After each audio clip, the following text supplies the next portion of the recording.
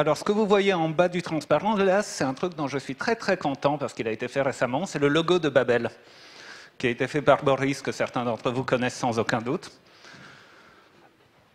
Alors, ce que je vais faire, c'est que je vais d'abord faire une introduction très élémentaire. Je vais prendre une dizaine de minutes pour vous montrer des jolies images et pour être extrêmement élémentaire. Et ça, c'est pour que vous m'aimiez bien, parce qu'après, je vais passer 20 minutes à vous montrer des grosses formules qui font peur. Alors, pour ceux d'entre vous qui n'aiment pas les grosses formules qui font peur, je peux comprendre. Hein. C'est-à-dire, je ne peux pas comprendre, mais je peux tolérer. Pour ceux d'entre vous qui n'aiment pas les grosses formules qui font peur, je vous encourage à tout simplement penser à autre chose, penser à quelque chose d'agréable pendant que je fais cette partie de l'exposé. Et puis ensuite, mais restez pour la fin, parce qu'à la fin, je vais quand même dire des choses compréhensibles pendant un moment. Alors, il y a quelque chose que je pense que nous avons tous eu à un moment ou à un autre, ce rêve de faire un réseau téléphonique indépendant. Vous vous rappelez quand vous étiez petit, et quand papa vous disait « Écoute, tu abuses avec le téléphone, ça coûte cher, il faut que tu arrêtes de téléphoner », et puis vous aviez un walkie-talkie à la maison, et vous vous disiez « Mais en fait, puisqu'on a les walkie-talkies, pourquoi est-ce qu'on ne pourrait pas avoir notre propre réseau téléphonique ?» Donc ça, c'est pour ma génération. Pour ceux d'entre vous qui sont de la génération suivante, le rêve équivalent, c'est pourquoi est-ce qu'on ne pourrait pas avoir notre Internet à nous? Alors vous allez me dire, de toute façon, l'Internet, c'est pas cher. Je pense qu'il y a pas mal de motivations, il y a pas mal de raisons de rêver de ça. Les exposés qui ont précédé vous ont sans aucun doute parlé de certaines de ces motivations. Je ne vais pas parler de motivation ici. Je vais supposer que si vous êtes là, c'est que vous partagez ce rêve-là. Alors,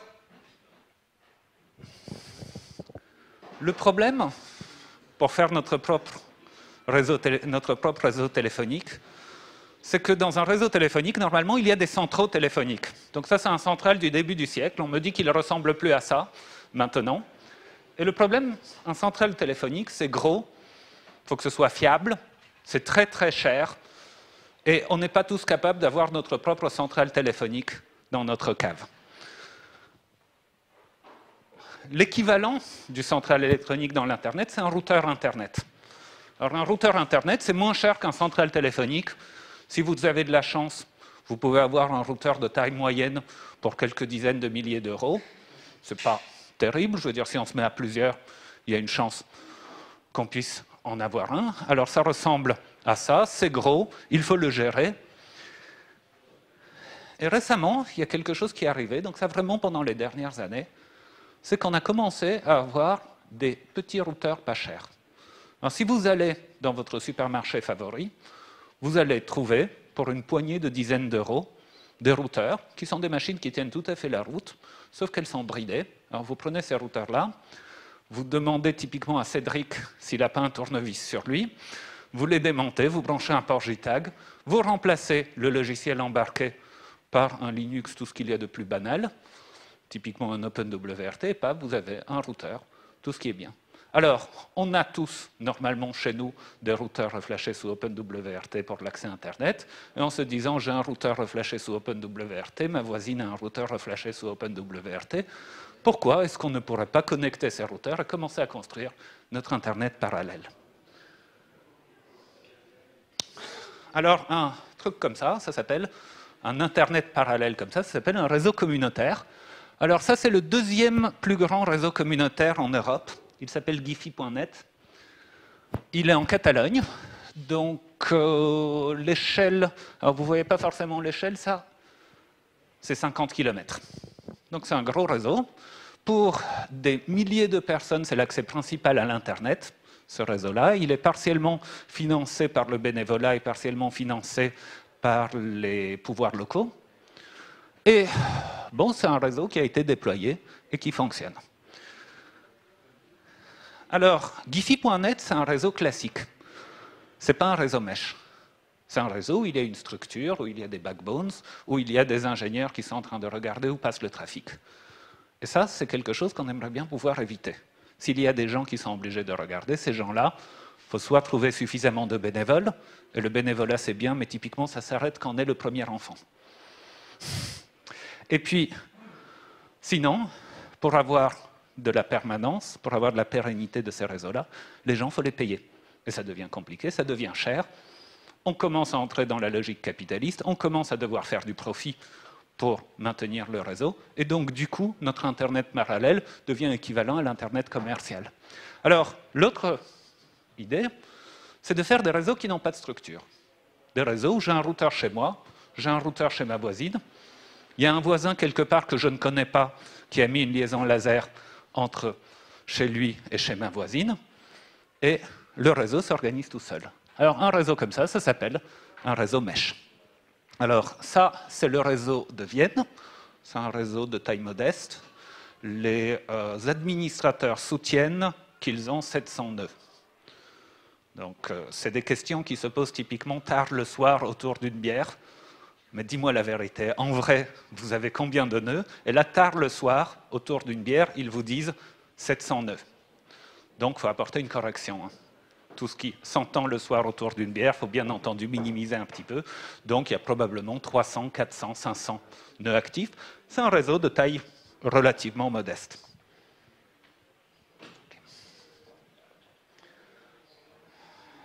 Alors, des réseaux mesh, il y a une autre application à part l'accès Internet, c'est l'application de la téléphonie peu chère ou gratuite pour les pays du tiers-monde. Alors, si vous allez dans un pays du tiers-monde, alors je ne suis pas en train de parler de pays catastrophés, je suis en train de parler d'endroits comme les mauvais quartiers de Johannesburg en Afrique du Sud, par exemple, eh bien, les gens là-bas, typiquement, ils ont tous des téléphones portables. Et il y a une partie non négligeable de leurs revenus qui passe en forfait de téléphonie portable. Alors, l'idée naturelle serait de dire, puisqu'il y a une bonne partie de ces conversations qui sont des conversations locales, maman, c'est quelle marque de tomates que tu voulais déjà quand vous êtes au supermarché? Eh bien, ces choses-là, elles pourraient très bien passer par un réseau mesh local. Alors, il y a un projet très intéressant qui s'appelle Mesh Potato. Désolé pour le jeu de mots, il n'est pas de moi. Qui vise justement à développer ces technologies-là. Donc, à avoir des petits boîtiers, des patates mesh. Vous livrez à 100 € pièce 200 patates mesh à un entrepreneur local. Il les installe, le réseau s'auto-organise et il peut fournir à bas prix de la téléphonie aux gens qui habitent dans le quartier. C'est un projet que je trouve très, très intéressant.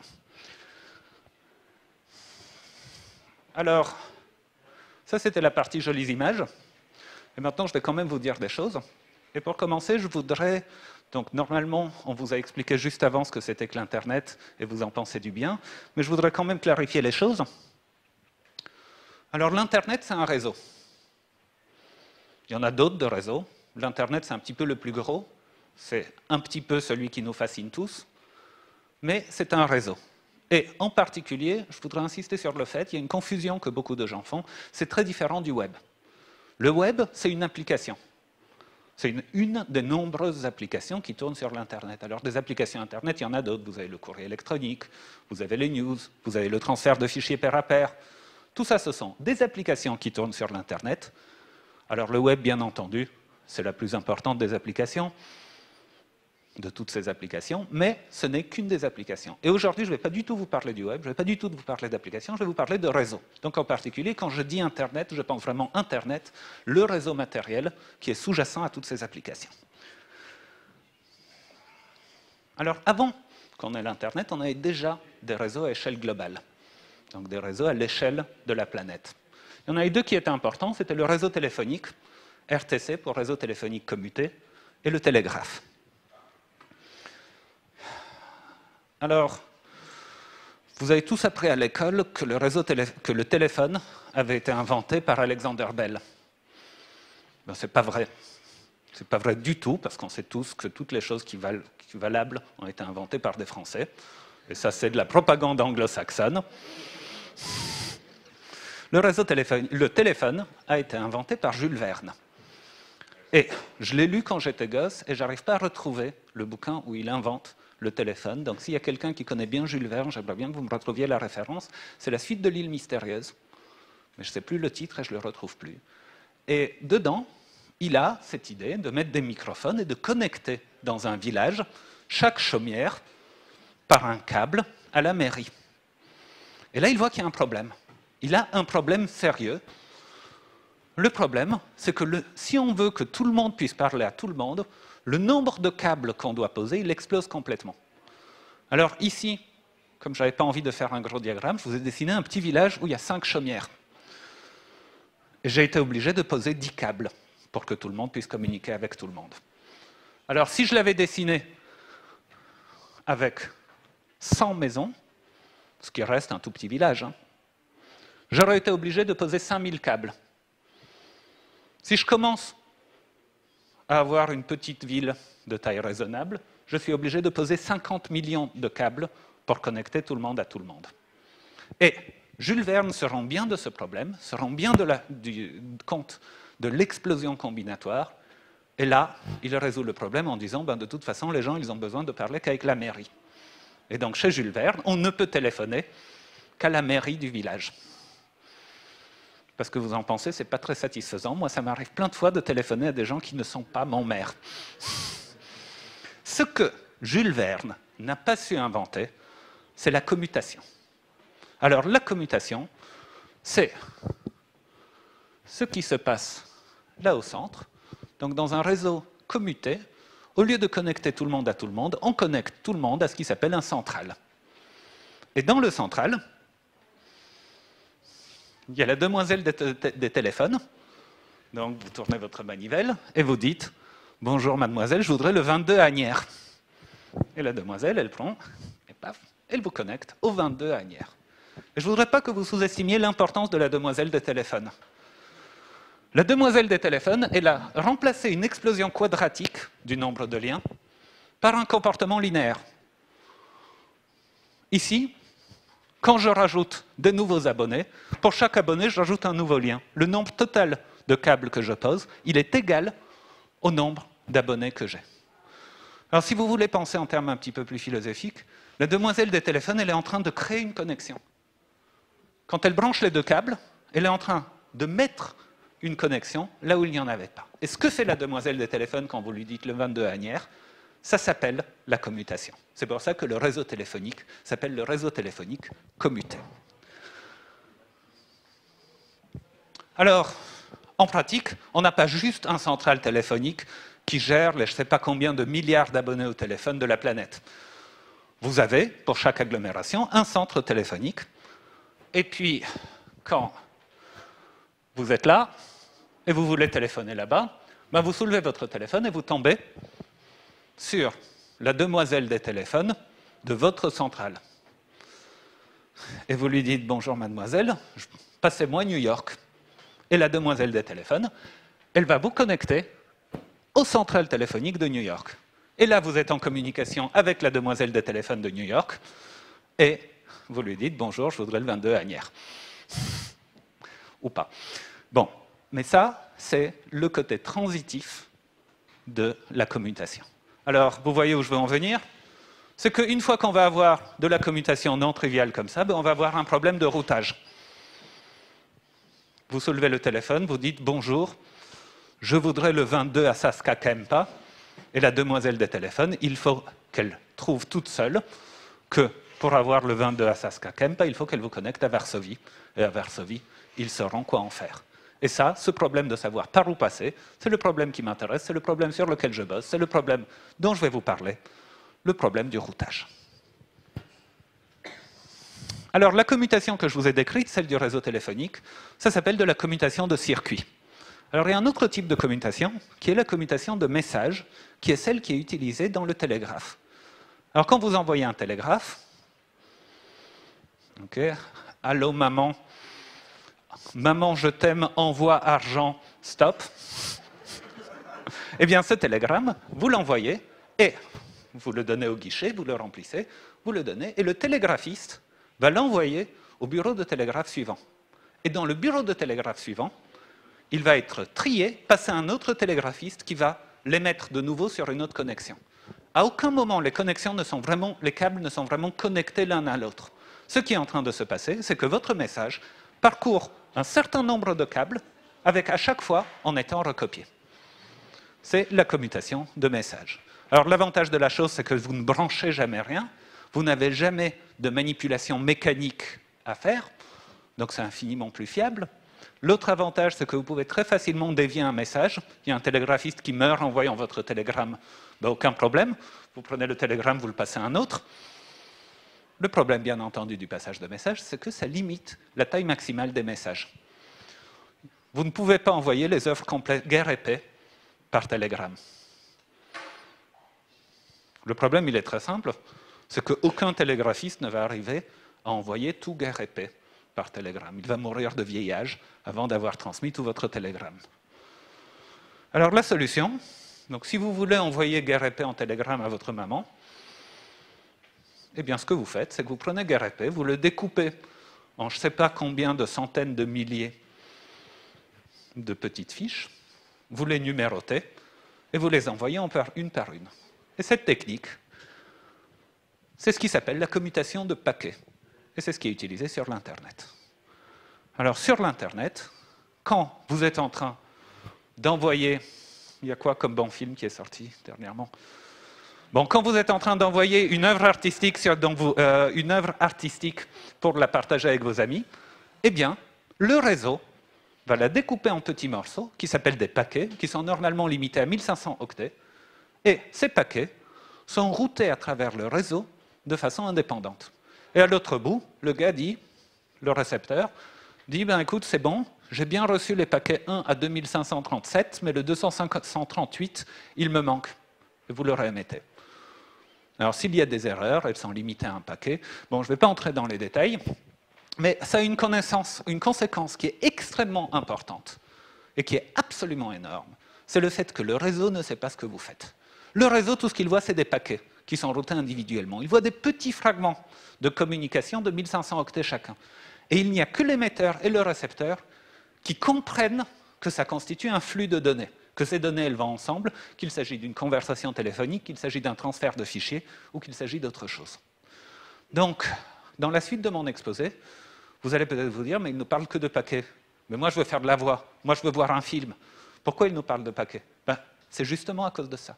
Mon réseau, le réseau, la partie dont je m'occupe, elle ne voit passer que des paquets qui sont complètement opaques pour le réseau. Et toute l'intelligence, tout ce qui permet d'interpréter ces paquets, c'est à la frontière du réseau, à l'émetteur et au récepteur.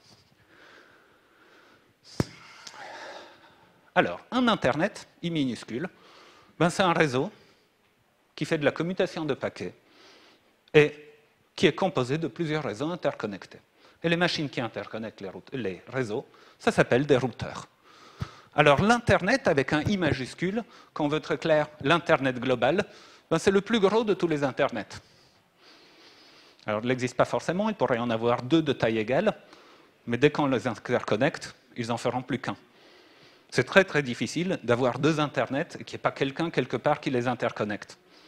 Donc la dynamique naturelle de l'interconnexion, c'est qu'il y a un Internet qui est énorme, et puis il y a tout plein de petits Internets, mais qui sont vraiment de la poussière à côté. Donc quand chez vous, votre réseau est déconnecté de l'Internet parce que votre fournisseur ADSL s'est encore planté, eh bien à ce moment-là, chez vous, vous avez un Internet séparé de l'Internet global. Mais il est bien entendu infiniment plus petit que l'Internet global. Alors, ce qui m'intéresse dans la vie, moi, c'est le routage.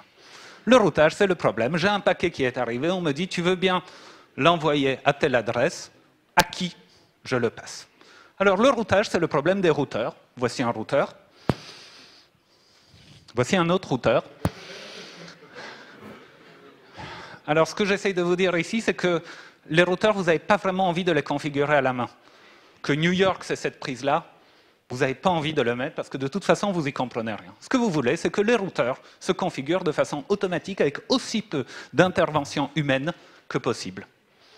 Eh bien, ça, c'est le rôle de l'algorithme de routage ou du protocole de routage, et c'est ce dont je vais vous parler aujourd'hui.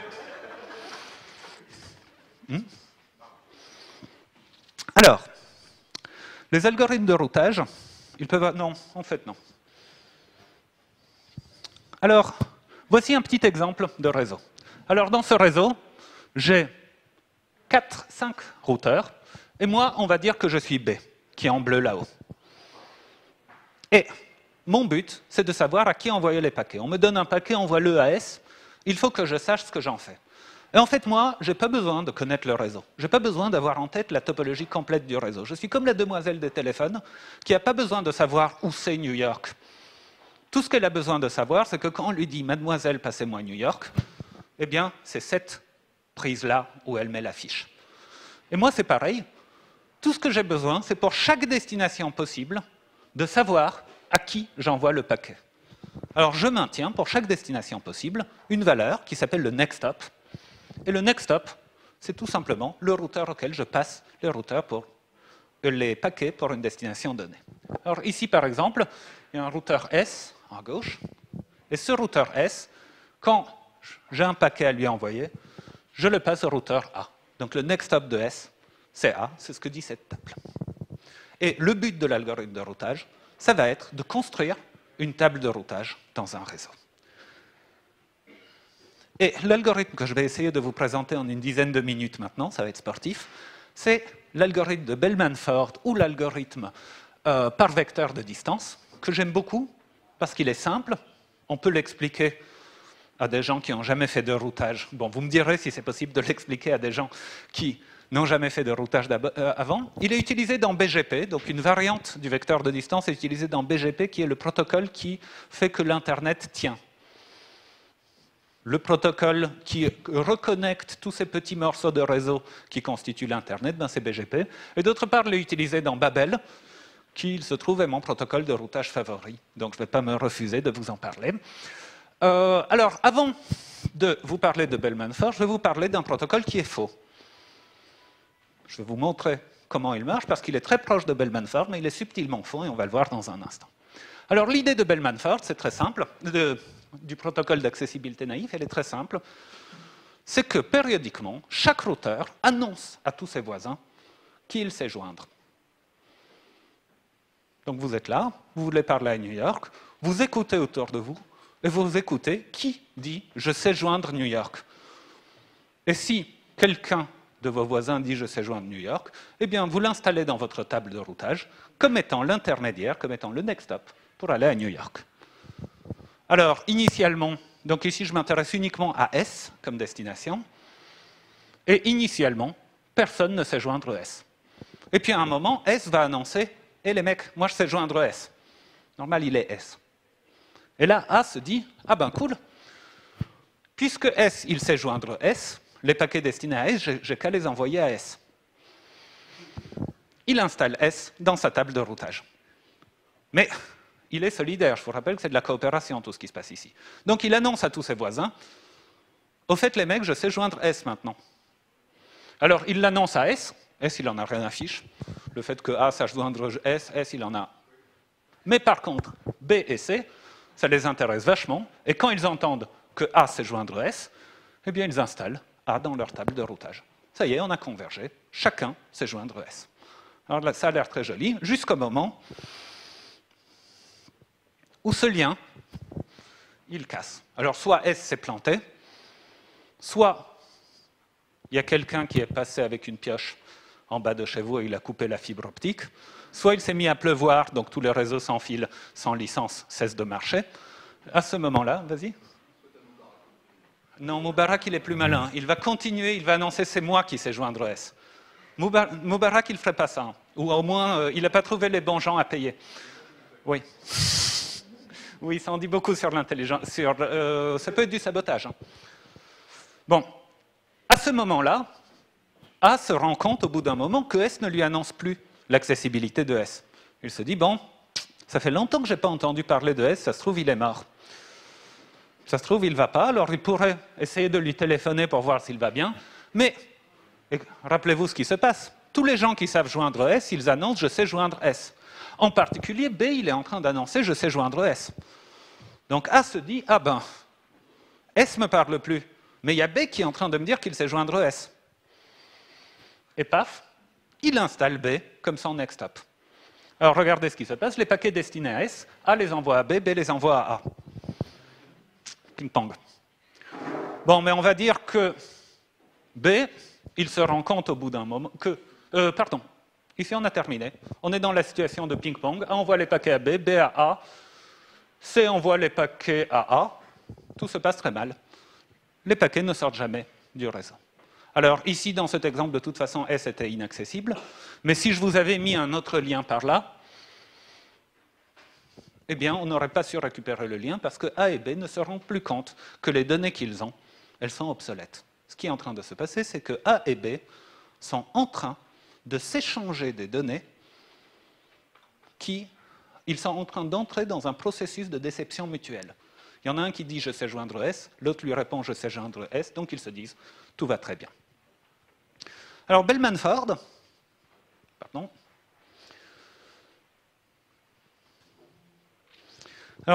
c'est une amélioration assez simple du protocole d'accessibilité naïf. La seule différence, c'est qu'en plus du next hop, dans les tables de routage et dans les annonces, on va stocker le nombre de routeurs intermédiaires. Donc on dit le nombre de sauts pour atteindre la destination.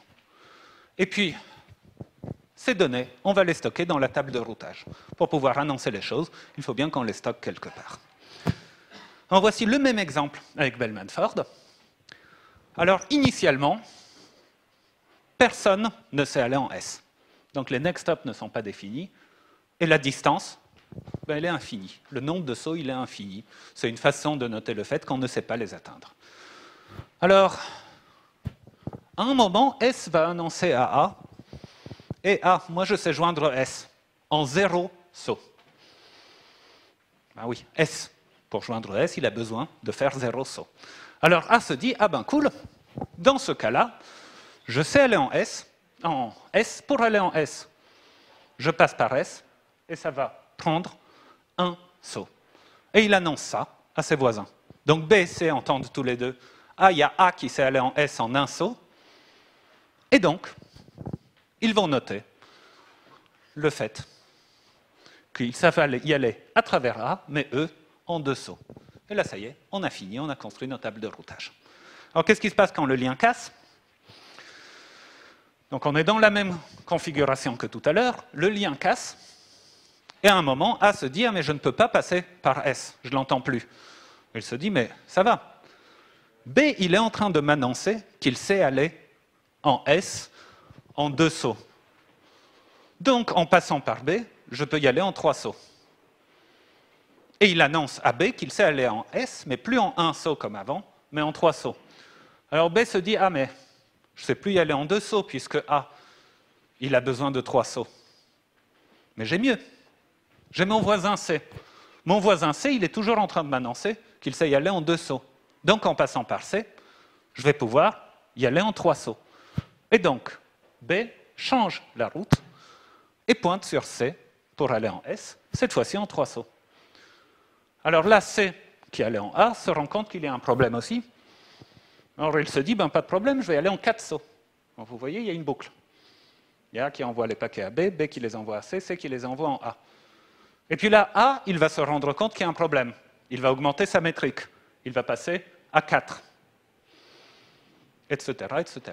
Donc ils sont en train d'augmenter leur métrique, et ces métriques, à un certain moment, elles vont atteindre l'infini. Et quand elles atteignent l'infini, ben on sait tous que c'est cassé. Alors le problème, c'est que c'est très très lent. Ça demande un temps qui est proportionnel à l'infini. Alors la solution, elle est très simple, il suffit de choisir des basses valeurs pour l'infini. Allez, tout ce qui dépasse 16, je dis que c'est l'infini. Alors ça m'empêchera d'avoir des réseaux qui ont un diamètre de plus de 16. Mais par contre, au bout de 16 coups, j'aurai fini. Qu'est-ce que je suis en train de dire ici en termes un petit peu plus techniques? C'est que je travaille dans des espaces bornés, pas dans l'espace des entiers, et que ces espaces bornés, il faut que je m'assure qu'ils sont co-bien fondés, et on va espérer qu'ils sont co-bien fondés de telle façon que la convergence se fasse vite. Alors, ce n'est pas très satisfaisant comme solution. J'espère que vous me l'accorderez, mais par contre, j'espère que je vous ai convaincu que ça marche. Donc, Bellman-Ford converge. Il converge en présence de nouveaux liens, en un temps qui est proportionnel au diamètre du réseau, donc très vite. On ne peut pas faire mieux. Il faut bien que l'information d'accessibilité, elle traverse le réseau. Et ça, on ne va pas y arriver en un temps qui est inférieur au diamètre du réseau. Par contre, la convergence, dans le cas où il y a un lien qui est cassé, elle est proportionnelle à la valeur de l'infini, c'est-à-dire très lente. Alors il y a un slogan, je ne sais plus où je l'ai lu, mais je l'aime bien, c'est « Good news travels fast, bad news travels forever ». Les bonnes nouvelles se propagent vite, alors que les mauvaises nouvelles, elles mettent un temps infini, littéralement, à se propager. Okay. Et donc, la solution standard, c'est de choisir une petite valeur pour l'infini. Okay. Alors, ce que je vous ai présenté là, en gros, c'est RIP, un protocole pour réseau filaire qui marche relativement bien avec les problèmes de convergence en cas de mauvaises nouvelles dans le réseau.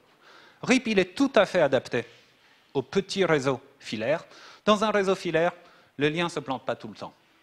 Si vous avez vos routeurs qui, en fonctionnement normal, se plantent, c'est que vous avez quelque part un problème dans votre réseau.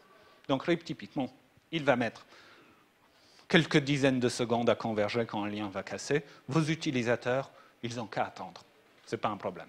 Et RIP, donc, il a mauvaise presse à cause de ces problèmes parce que les gens l'ont appliqué à des réseaux trop grands. Donc il marche mal dans les grands réseaux, mais dans les petits réseaux, ça veut dire moins d'une centaine de routeurs. Dans les petits réseaux, il marche de façon absolument nickel, et la plupart des gens qui sont en train de souffrir à essayer d'utiliser OSPF sur leur routeur chez eux, ils se trompent. Ils devraient tout simplement utiliser RIP, parce que c'est un truc qui marche. Par contre, ça marche très très mal dans un réseau maillé.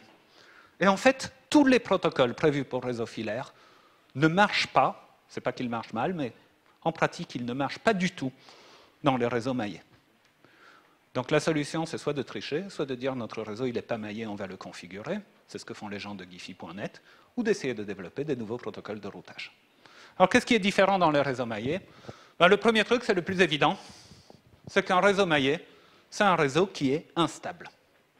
L'instabilité, la panne d'un routeur, qui est quelque chose d'exceptionnel dans un réseau filaire, dans un réseau maillé, c'est la norme. Alors quand je dis c'est la norme, ça ne veut pas dire que ça arrive. Ça veut dire qu'il y a tout le temps des morceaux du réseau qui sont en train de tomber en panne. Un routeur, ça tombe en panne tous les 3 ans. Ce qui veut dire que si vous avez 1000 routeurs, un petit routeur du grand public, si vous avez 1000 routeurs, vous en avez un en moyenne qui tombe en panne tous les jours. Si vous avez 10 000 routeurs, il y en a un qui tombe en panne toutes les 2 heures. Mais ce n'est pas tout.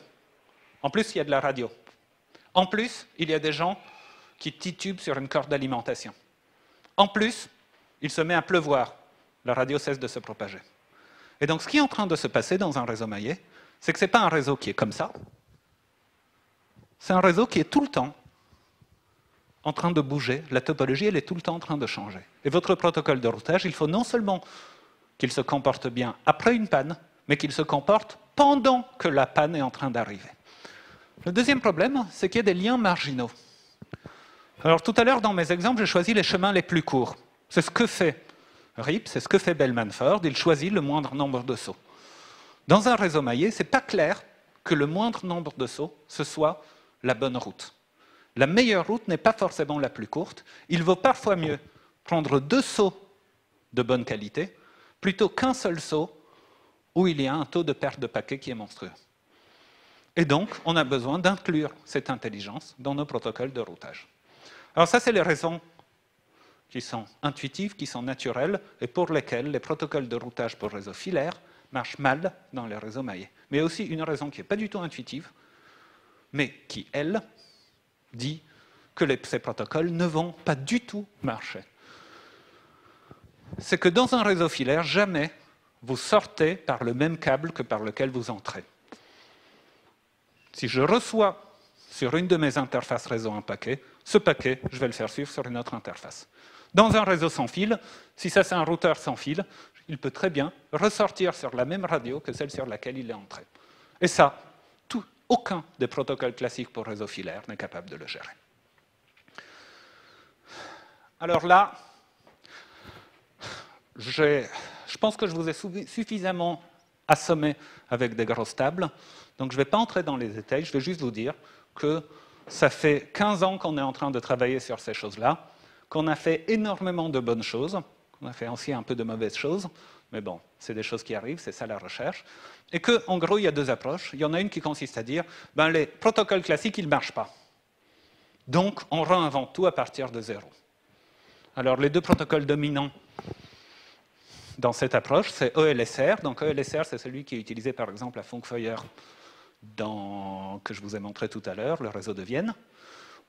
C'est Batman. Alors, Batman, c'est ce qui est utilisé par le Mesh Potato. Et l'autre approche, pour les gens qui sont plus habitués aux protocoles de réseau classiques, plus satisfaisantes, ça veut dire, ben voilà, pourquoi est-ce qu'on ne prendrait pas les techniques classiques, genre vecteur de distance, comme on fait depuis qu'on est tout petit? On regarde où sont les problèmes, on les corrige. Alors, cette approche, elle a plusieurs avantages. D'abord, on n'est pas en train de jeter par la fenêtre 50 ans de recherche en routage filaire. Donc, on a une chance d'avoir des protocoles qui vont marcher correctement dans les réseaux hybrides, dans des réseaux où une partie est filaire et une partie, c'est du mesh sans fil. L'autre avantage, c'est qu'on obtient des protocoles qui vont être familiers pour les gens qui savent faire du routage. On n'est pas en train d'imposer aux gens que des nouveaux concepts, on est en train de dire, ben écoute, c'est comme ce que tu connais, sauf que c'est adapté aux conditions hostiles du réseau mesh sans fil. Et là-dedans, je suis en train d'essayer de marquer mon empreinte dans cette approche-là avec le protocole Babel. Donc Babel, c'est un protocole de routage développé par votre humble serviteur avec l'aide de plusieurs personnes. Ici, je vois que Vincent, pour le moment. D'ailleurs, il faut que tu m'envoies tes patchs. Hein. Et, alors, c'est du Bell-Manford. C'est du Bell-Manford. Tout ce que je vous ai dit sur Bell-Manford, c'est vrai dans Babel. Sauf que Babel ne compte pas 1, 2, 3. Il compte dans une algèbre un petit peu plus compliquée, l'algèbre ETX, pour décider quels sont les meilleurs liens. Donc il va choisir les liens en prenant en compte la qualité de la propagation radio. Il est conçu pour réagir rapidement aux instabilités, K meilleur 200 millisecondes, K pire une poignée de secondes, parce qu'on s'attend à ce qu'il y ait des instabilités en fonctionnement normal dans nos réseaux. Et surtout, suite à une instabilité, il se comporte de façon raisonnable. En particulier, il évite les boucles. Il ne fait pas de la détection de boucles comme RIP, qui va compter jusqu'à l'infini quand il va y avoir une boucle pour l'éliminer. La boucle n'aura jamais lieu. S'il soupçonne qu'il y a une possibilité de boucle, eh bien, il préfère ne pas prendre la route et s'assurer qu'il ne va pas créer une route. Alors, c'est un protocole ouvert, naturellement. Donc, protocole ouvert, ça ne veut pas dire HTML5. Protocole ouvert, ça veut dire que tout est documenté, tout est écrit, qu'en principe, vous pouvez prendre le document qui décrit Babel, qui s'appelle RFC 6126, et l'implémenter de votre côté, même si je ne vous aime pas. Je ne peux pas vous empêcher, même si vous êtes l'armée, même si vous êtes des gens comme ça, je n'ai aucune façon de vous empêcher. Vous avez tout à fait le droit d'implémenter Babel. Et puis Babel, l'implémentation dont je me sers pour expérimenter, c'est un logiciel libre. Vous pouvez l'installer sur votre portable, et avec un peu de chance, il va marcher si c'est du Linux.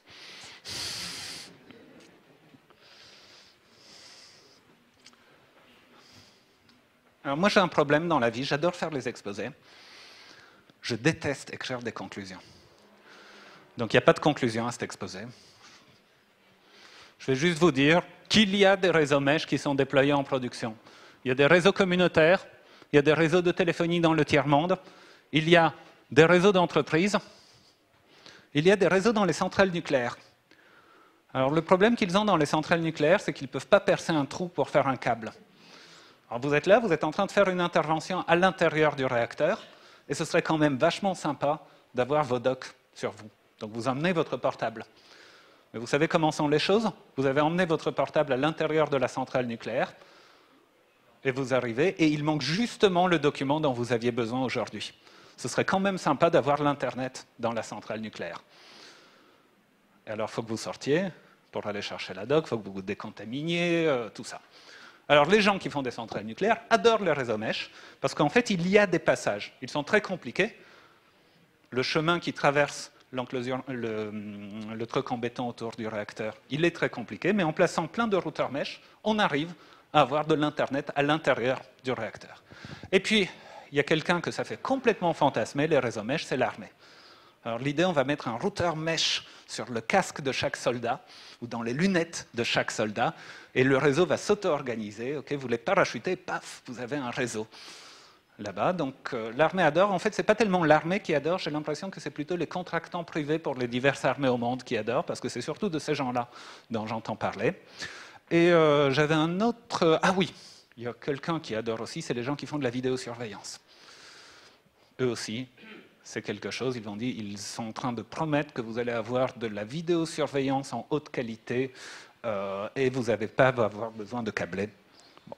Et puis Babel, il est implémenté, il fonctionne, il a été montré dans 2 publications indépendantes comme étant efficace et surtout, il est entièrement documenté. Je vous remercie pour votre attention.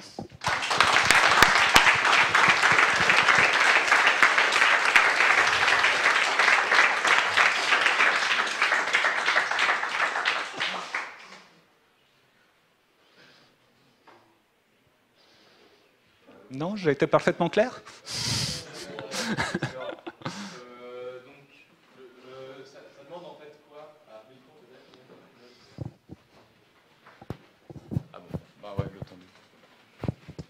Donc, Babel est implémenté et fonctionne et efficace. Plutôt, tu disais que on n'a pas spécialement envie de chercher la bonne prise où il faut brancher le câble. Donc, Babel, à ce niveau-là, c'est quoi le mode opératoire?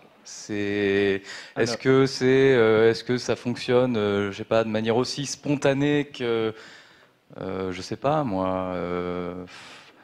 Un ordinateur Apple?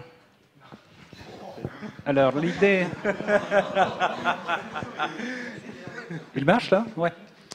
Alors, l'idée... Donc, le principe de fonctionnement, ce qu'on est en train d'espérer, c'est que tu prends ton routeur est déjà configuré, il y a un routeur dans ton réseau qui tombe en panne, tu as dans ton armoire une pile de routeurs que tu as déjà préparés et configurés pour ton réseau. Ils sont tous identiques, et ça c'est important. Tu veux flasher 500 routeurs tous identiques.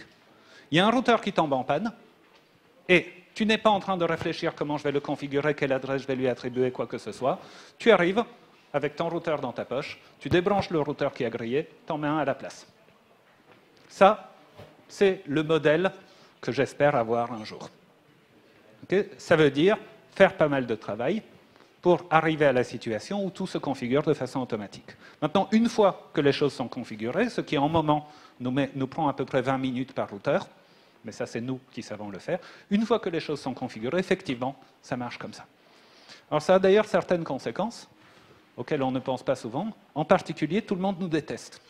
Quand vous faites du réseau mesh, tout le monde vous déteste. Les télécoms vous détestent, parce qu'on a une menace, mais quelque chose d'intéressant, c'est que les ingénieurs réseau vous détestent. Les ingénieurs réseau, c'est des gens importants qui achètent des Cisco à 10 000 $, à 10 000 €. Okay, c'est valorisant comme boulot. Notre but, c'est de remplacer les ingénieurs réseau par des techniciens, par des gens qui voient le voyant à indication, tel routeur ne répond plus, qui prennent la camionnette pleine de routeurs, qui sortent le routeur, qui en mettent un autre. Niveau de compétence nécessaire, à peu près le même que pour changer une ampoule qui a grillé. Ça répond à ta question? Ça répond partiellement. Non, la partie sur Apple, je refuse d'y répondre. Sur Apple. Non. Non, il y avait l'autre partie de la question, c'est bon, évidemment, c'est pas mon cas, ça fait un bout de temps que je suis sur Babel, mais voilà, je prends mon voisin de droite, voilà, et ça lui prend combien de temps pour déployer un Babel? En ce moment, c'est probablement pas faisable sans nous contacter. Ok, ça, tout à fait. En ce moment, c'est un projet de recherche. En ce moment, j'ai essayé de documenter autant que possible. Pour quelqu'un qui serait spécialiste du réseau, c'est probablement possible de s'y retrouver dans les docs qui existent. Okay, c'est un projet de recherche. Un projet de recherche, la finalité d'un projet de recherche, ce n'est pas de fournir un projet commercial. Plus exactement, fournir un produit prêt à être utilisé de façon commerciale, ce serait un détournement des sous de l'État, de mon point de vue. Parce que ce n'est pas mon boulot. Mon boulot, c'est de permettre de donner la situation dans laquelle il est possible pour des gens de reprendre les choses, par exemple toi, de reprendre les choses et de les amener à un point auquel, effectivement, ça devient utilisable par, pas l'homme de la rue, mais la personne qui est présente ici. Qui n'est pas un échantillon statistiquement neutre de la population française, naturellement. Oui ? Je voudrais savoir s'il y a des mèches prévues en France à grande échelle aujourd'hui. Pas à ma connaissance, mais ça tu connais peut-être mieux. Ok. Merci. super rapidement, quel protocole tu conseillerais pour une utilisation en mobilité, c'est-à-dire des gens qui sont en mouvement? Est-ce que Babel est réellement adapté au recalcul de tables de routage de manière très très fréquente? Tu es en train de parler, c'est quoi ta constante de temps? Pardon? C'est quoi ta constante de temps? Tu penses secondes? Tu penses Ah oui, millisecondes? je pense en secondes, maxi, parce que je sais que c'est plutôt en secondes qu'en millisecondes. Oui. Alors, en ce moment, Babel converge en un temps qui est 3 fois une valeur que tu choisis. Choisis une valeur. On va mettre, je sais pas, 2 secondes.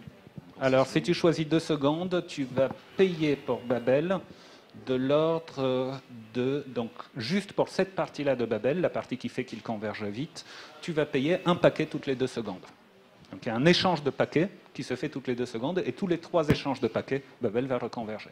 Maintenant, si tu as des liens suffisamment rapides pour pouvoir te permettre de descendre cette constante de temps, tu peux la descendre, mais je ne te cache pas que ça n'a jamais été testé en dessous de la demi-seconde pour la constante de temps en question. Juste un truc, on parle de taille. Un réseau Babel, tu disais RIP très bien pour des réseaux de 100 routeurs. Babel? Babel, je parie 10 000. Jamais testé au-delà de 30.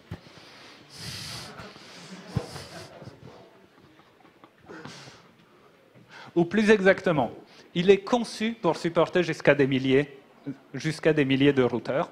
En pratique, quand on passe les choses à l'échelle, on a toujours des problèmes imprévus. Donc le fait que je l'ai prévu pour pouvoir fonctionner jusqu'à des dizaines de milliers de routeurs, ça ne veut pas dire qu'en vrai, il va fonctionner quand on va tester. Il y a un micro ?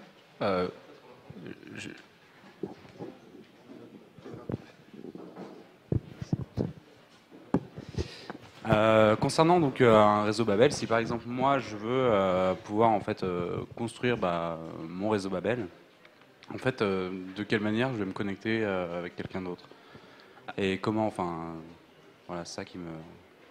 Donc, est-ce qu'il n'y a pas quelqu'un qui a une Fonera sur lui? Ce serait pas complètement étonnant? Oui, on a un tout, j'ai oublié de l'amener parce que j'aimerais bien la montrer justement, je pense que c'est le moment. Alors, l'idée initiale, c'était que tu ferais... C'est qui m'a posé la question? Je suis désolé. Bon, d'accord. L'idée initiale, c'était que tu ferais tourner un logiciel sur ton portable. Alors, en fait, c'est des choses qui sont extrêmement peu fiables. Quand vous faites tourner le routage sur le matériel des utilisateurs, il suffit d'un utilisateur qui bloque le trafic parce qu'il y a Windows Firewall qui s'exécute, et votre réseau, il est mort. En pratique, c'est ingérable. Alors la solution à laquelle on est en train de penser, c'est d'avoir des routeurs et que la personne qui fait l'installation de Babel fait l'installation sur des routeurs. Donc, c'est le modèle, si vous voulez, de la Freebox. On vous fournit un nœud Babel. Ce nœud Babel, il se comporte comme un routeur. Vous le mettez chez vous à portée d'autres nœuds Babel et vous êtes connecté à l'Internet. Donc ce serait plutôt ça la vision. Ouais, alors moi j'y connais pas grand chose en technique, mais je voulais simplement savoir quels sont les débits en fait. Est-ce que c'est des débits comparables à ce qu'on a actuellement ou le fait de multiplier les nœuds du coup serait... Ouais, c'est une très bonne question et en fait je vais la compléter.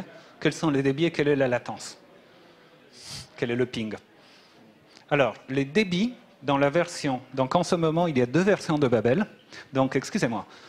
Ce petit boîtier, donc normalement il a un couvercle, c'est les routeurs qu'on utilise en ce moment. Donc ces routeurs, on les a à 9 € pièce, non? Un truc comme ça? 19 $. Non, mais ils sont vendus officiellement 19 $, mais on les a, je crois, à 5 ou 9... D'usine, tu les as à 8 $. Oui, mais en sortie d'usine, il faut en acheter 20 000. Mais alors, que 20 000, c'est 8 $. Voilà. Alors l'idée de ces routeurs-là, ce serait qu'on a ces routeurs qui nous coûtent 5 $, qui nous coûtent une poignée d'euros pièce, et on vous les fournit.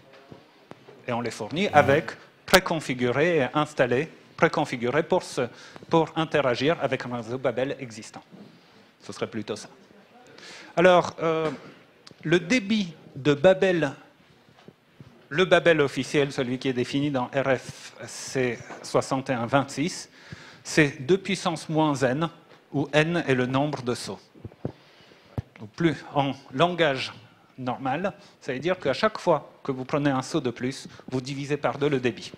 Donc vous commencez avec le débit du Wi-Fi, 54 mégabits. Au bout de 10 sauts, vous avez divisé par 1000 votre débit. Il ne faut pas faire 10 sauts. Un saut filaire ne vous coûte rien. Un saut sans fil vous divise par 2 le débit.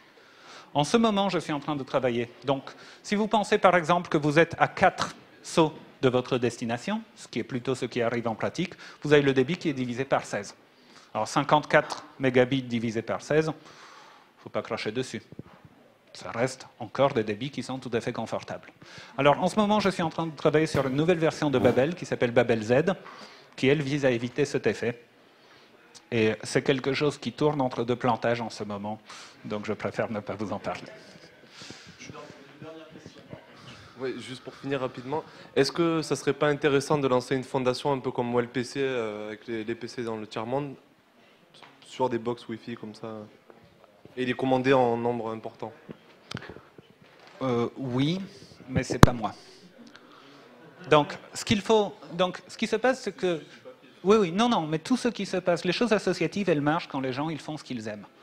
Moi, je ne suis jamais aussi heureux que quand, à 4 heures du matin, mon logiciel commence à tourner. C'est de ça que je vais m'occuper. Donc, je serais ravi qu'il y ait quelque chose de ce genre-là. Je serais ravi qu'il y ait des gens qui aient envie de s'occuper de ça. Mais ça, c'est pas ce que j'aime. Ben, merci.